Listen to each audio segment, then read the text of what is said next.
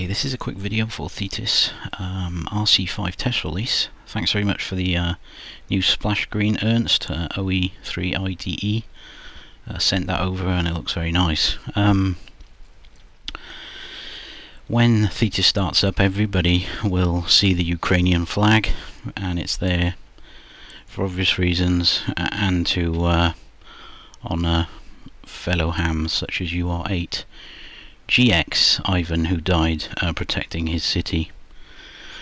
Click it to have it vanish, and it may appear again at some point, probably around the hour time.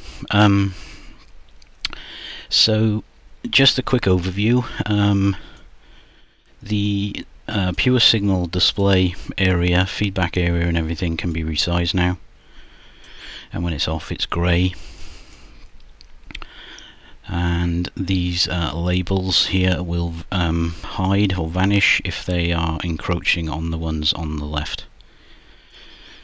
You can have this 30% of the available width, so that's 70%, that's 30%, so it will auto scale based on your window size, but you can set that however you like. So as I say, PSA off and they're grey, PSA on and nothing happening, and they will sit like that. If there's no correction in the pure signal system or anything, then they'll sit like that, and of course the text will change like that. Feedback has slightly changed now. There is an option in option 2 tab here, options, option 2, swap the red and the blue. So previously, if there was not enough feedback, it would have been red. If there was too much, it would have been blue. Now it makes more sense to me. If there's not enough, it's cold in quotes. If there's too much, it's too hot in quotes, and it turns red. So cold is blue, too much is red if you've got that swap option on. And as default, you will see a feedback number there as well. I can quickly explain that. If you hover over feedback, it will show you the current setting. So blue is 0 to 90, yellow 91 to 128, etc. And if we view that now, do a test, Mike Whiskey 0, Lima Golf Echo into a dummy load, you can see that it's instantly correcting, and we're at 145 level. If I was to go right down to 0 drive, then pure signal is ticking away. It is getting a slight bit of feedback from time to time, but it's 0 and it's blue. We move to 1.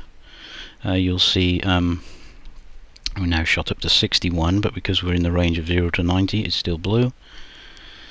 And if we go up to 2, we're now in the yellow range, 91 to 128. So that is a good way of having a look if you're wondering why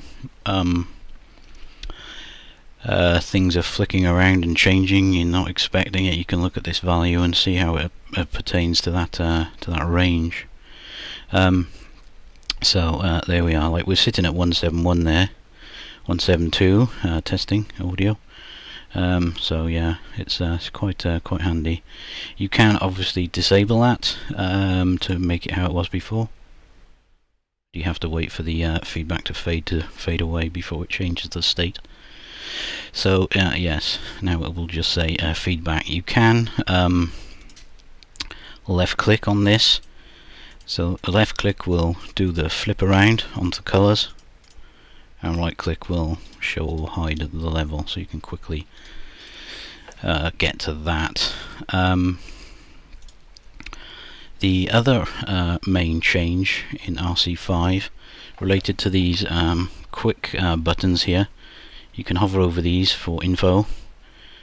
Info, incidentally, is the cursor info, and you'll notice that that's different to how it was before, because you can right click and you can get a list of available ones that can be assigned to that button. But I can click on level, I can click on things like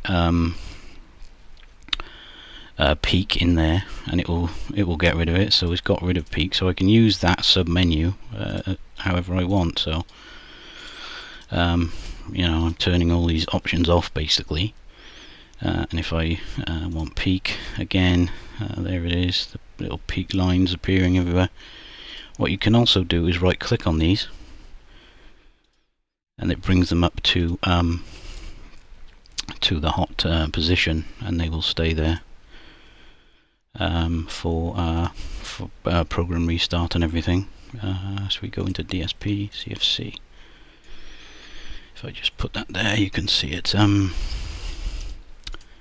turning off and on, and you can hover over these to find out what they actually are. Spots, incidentally, at the moment is only the TCI spots, so until I re-engineer the spot display system for the existing spots. So that's that. The other thing worth noting is this cursor option here, which is in options 2 again. Use an outline cursor.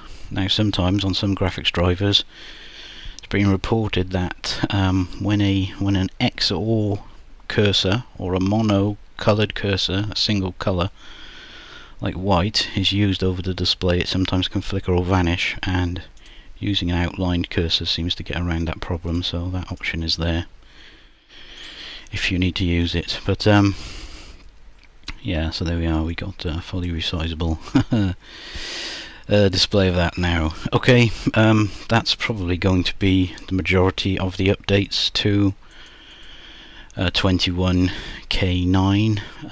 I'm just going to release this RC5. Will be tomorrow, Saturday, probably afternoon UK time, evening UK time, when I've had a look at a few things and double check some stuff. But that's it, I think, for the 21k9 iteration. Unless something crops up, we'll run RC5 for a couple of days, perhaps a week, and that'll be it. Alright, I think that wraps it up at the moment. Okay, cheers.